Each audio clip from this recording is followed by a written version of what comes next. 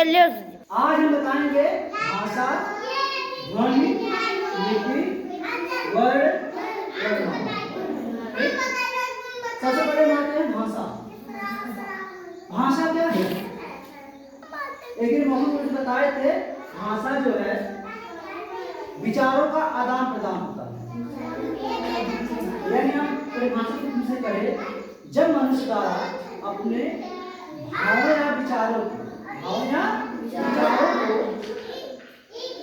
परस्पर मतलब सामने वाले कोई व्यक्ति है, प्रस्तुत करता है। क्या करता है? प्रस्तुत करता है। उस रूप को हम क्या कहते हैं? भाषा। यानी मनुष्य जब अपने विचारों को या भावों को कहाँ करता है?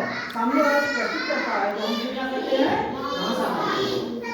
भाषा जब 3 रूप में व्यक्त की जाती है, प्रस्तुत की जाती है। कैसे? नंबर 1 लिखकर,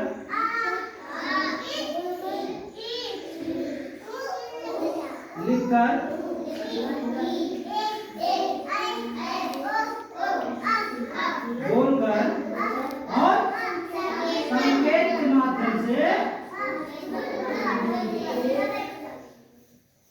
माध्यम से, ठीक है। हम भाषा को क्या करते हैं? प्रस्तुत करते हैं, ठीक है। तो इन तीनों रूपों से ही हम भाषा का आदान प्रदान विचारों और भावनाओं का होता है, ठीक है। जैसे कैसे भाषा प्रदान? जैसे मान लो घर गए, अपने घर वाले किसी व्यक्ति से कुछ कहे, हमें ये चीज चाहिए, यानी अपने भाव क्या किए? प्रस्तुत किए सामने वाले। जब वो उसके बदले में उत्तर देता है सामने वाला, उसी को हम कहते हैं विचार और भावनाओं का आदान प्रदान।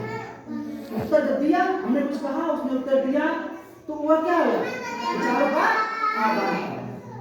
यानी हमारी बात को समझ गया और समझ कर तुमने उत्तर दिया, तो वही विचारों का आदान प्रदान, ठीक है। तो भाषा क्या है?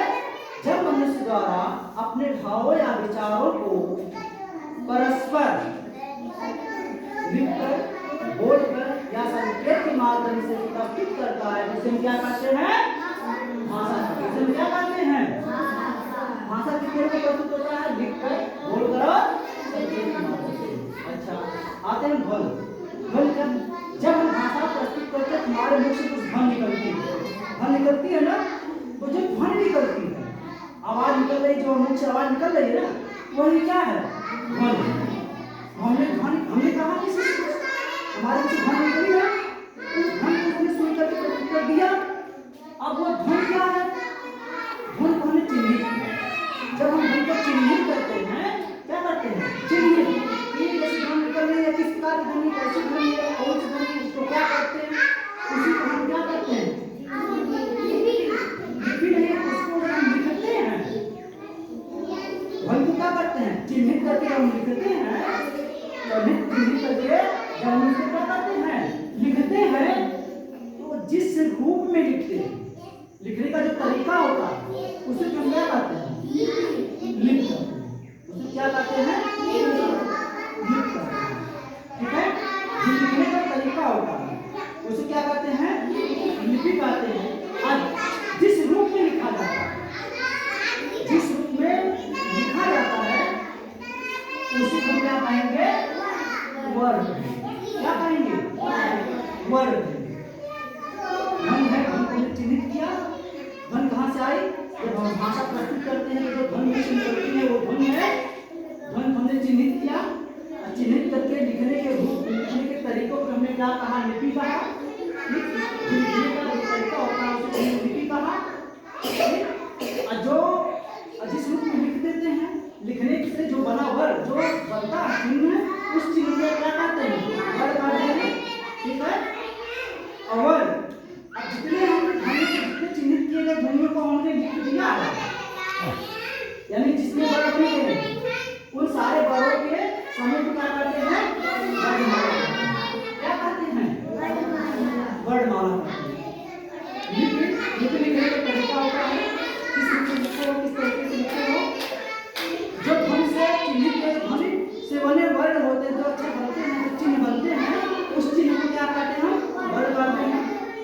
और वर्णों के समूह को हम क्या कहते हैं? वर्णमाला।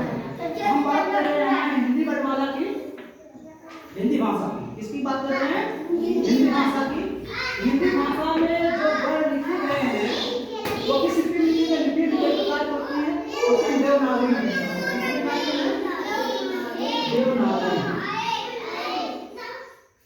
जैसे हमने ध्वनि लिख दी अ, ये क्या है?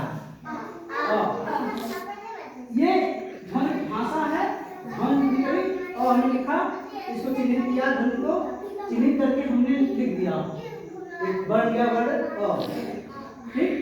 अब ये इसका जो लिखा गया रूप है, इस तरह से जो लिखा गया है, इस लिखने की जो तरीका है, इसे हम क्या करते हैं? इसे क्या कहते हैं? लिपि। और कौन सी लिपि है ये? देवनागरी। कौन सी लिपि? देवनागरी। ऐसे तुम क्या कहेंगे? वर्णमाला, वर्ड कहेंगे, ठीक है। और वर्णों का जो समूह होता है, जैसे हाथ लेके ज्ञान होता है ना, हाथ से ज्ञान का जो बनता है वर्ड, वैसे हम वर्णमाला क्या कहेंगे? वर्णमाला, ठीक है। और हाथ से ज्ञान का जो वर्ड है, वर्णमाला कहलाए। और वर्णमाला के बारे में बताएंगे, ठीक है। अब समझ में आ गया भाषा?